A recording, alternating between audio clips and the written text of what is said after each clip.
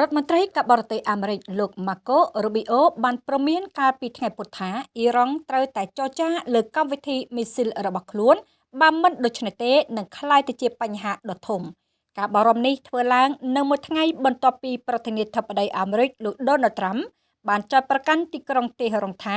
កំពុងផលិតគ្រាប់រ៉ុកែតដែលអាចវាយប្រហារដល់ដីសហរដ្ឋអាមេរិកលោក Rubio បានប្រាប់អ្នកយកព័ត៌មាននៅមុនថ្ងៃចរចាជាថ្មីរវាងសហរដ្ឋអាមេរិកនិងអ៊ីរ៉ង់ថាខ្ញុំអាចនិយាយបានថា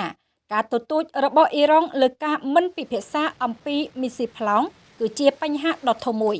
យ៉ាងណាលោក Rubio បាននិយាយថាប្រធានាធិបតីអាមេរិកចង់បានដំណោះស្រាយការទូតដូច្នេះសង្ឃឹមថា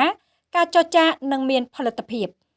ជុំវិញការវាយប្រហារដ៏មានសក្តានុពលលើប្រទេសអ៊ីរ៉ង់លោក Rubio បាននិយាយថាលោកប្រធានាធិបតីមិនបានធ្វើការសម្រេចចិត្តលើរឿងនោះទេ